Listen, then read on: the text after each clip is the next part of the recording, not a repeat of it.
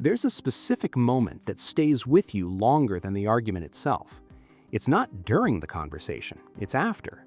You're replaying it, maybe in the car, maybe lying in bed, and you can see exactly where it happened. The precise moment you got pulled off your own ground, where you stopped talking about the thing and started defending yourself, where you got louder or smaller, or said something you didn't mean just to make it stop.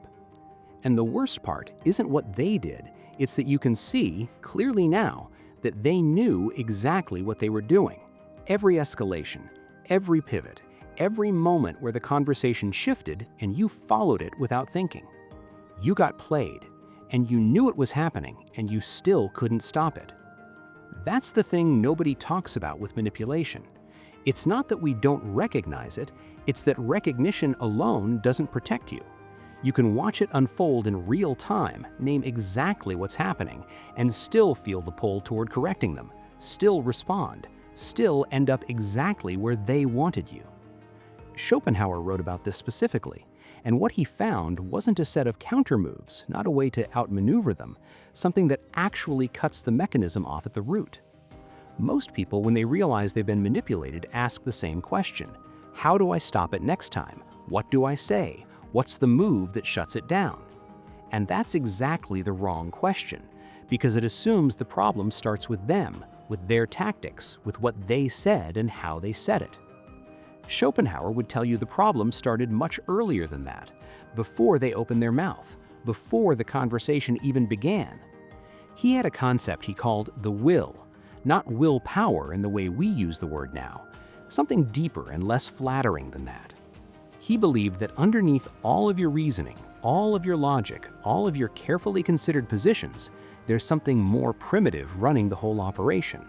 A blind driving force that wants, that needs, that feels something close to physical discomfort when it doesn't get what it's after. And here's the part that's uncomfortable to sit with. You walked into that conversation already wanting something.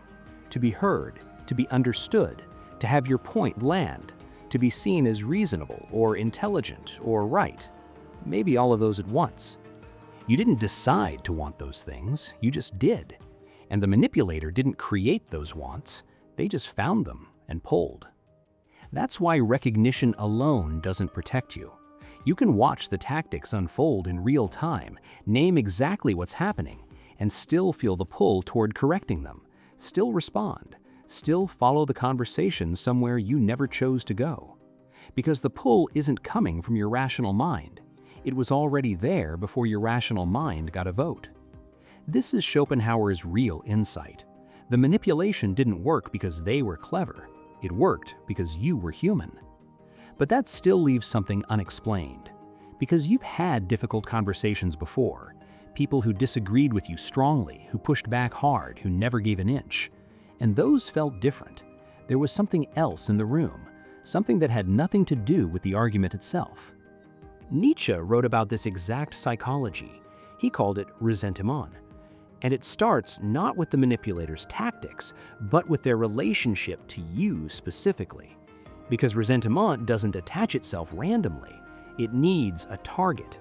And the target is almost always someone who has something the ressentiment person can't access in themselves. Confidence, clarity, the ability to hold a position without needing the room's approval. Those qualities don't just frustrate the ressentiment person, they indict them. Every time they're in the room with someone who has what they lack, the gap becomes impossible to ignore.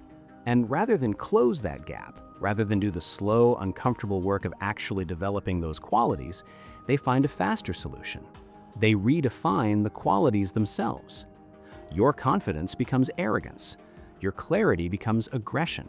Your ability to hold ground becomes stubbornness, inflexibility, the sign of someone who just can't listen. The gap doesn't disappear, it gets inverted. What you have stops being something to aspire to and becomes something to condemn. And here's what makes this genuinely unsettling. Once that inversion is in place, it feels completely justified to them. It doesn't feel like resentment, it feels like honesty, like they're simply saying what everyone else is too polite to say. They've built a whole moral framework around it, and you, just by being what you are, become the ongoing evidence that the framework is necessary. So when you walk into a conversation with someone like this, you're not walking into a disagreement. You're walking into a verdict that was already written before you opened your mouth. The argument was never the point. You were. That's why it feels so personal, because it is. So now you understand what's actually happening. The will that makes you vulnerable, the ressentiment that put a target on you before the conversation even started, and the natural response to that, the one almost everyone reaches for, is to fight back, to get better at the game, to learn the countermoves, to outmaneuver them the way they outmaneuvered you. Schopenhauer would tell you that's the most expensive mistake you can make. Not because fighting back doesn't feel satisfying, it does. There's something that feels like justice in beating a manipulator at their own tactics, catching the stretch before it lands, naming the turn out loud, watching them lose the room. But look at what you've actually done. You've accepted the terms. You've agreed that this, the maneuvering, the positioning, the need to win, is what the conversation is about. And the moment you do that, you're not playing a different game to them anymore. You're playing the same one, just from the other side. And here's what Schopenhauer observed about that game. It has no floor. Once you're in it, the only direction is down. Every countermove invites a counter-countermove. Every tactical win raises the stakes. The conversation that started about something real has now become entirely about who can outlast who. And the person who built their identity around this, the person who came in with nothing to lose, will always have more stamina for it than you do. You came in wanting something real. They came in to take something from you. That asymmetry doesn't disappear just because you've learned their moves. It gets worse, because now you want two things: to win the argument and to win the game. And they only want one. This is what Schopenhauer meant when he said eristic dialectic, the art of being right regardless of the truth, was beneath serious people, not as a moral judgment, as a practical one. The game is designed to pull you away from what actually matters, and every time you play it, you spend something real. Your clarity, your energy, the part of you that was capable of an honest exchange. You don't get that back. Most people never stop long enough to realize that. They walk away already planning the next move, what they'll say differently, how they'll be sharper next time, never questioning whether next time should happen at all. The fact that you're sitting with the actual cost of it, not just the frustration, but what it took from you, that's already a different place than most people ever reach.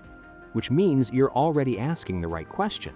Not how do I fight back, but what do I actually do instead? There's a philosopher who understood this problem more precisely than almost anyone. Not a modern psychologist, not a self-help framework.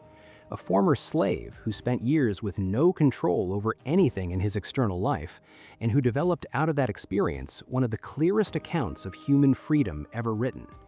His name was Epictetus, and his central idea was simple enough to say in one sentence: some things are yours, most things aren't, and the suffering comes entirely from confusing the two. He called it the dichotomy of control.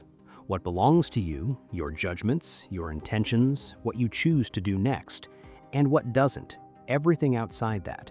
Other people's words, how they frame you, whether they walk away thinking they won. Now bring that into the conversation with a manipulator. They redefine your confidence as arrogance. They frame your position as unreasonable. They perform certainty to the room and let you watch people respond to it. None of that is yours, not a single piece of it. You didn't create it, you can't correct it, and every attempt to correct it pulls you deeper into the game Schopenhauer already told you has no floor. What is yours is what you do next, completely and only yours. That's not a consolation, that's the whole thing. Because here's what Epictetus understood that makes this more than just stoic patience. When you stop trying to control what isn't yours, when you genuinely release the need to correct their version of you, to win the room, to make them see, something happens to the manipulation itself. It has nothing to grip. The entire mechanism depends on your wanting something from the interaction, your need to be heard, to be understood, to be seen as reasonable. The moment those wants are no longer available, the pull disappears.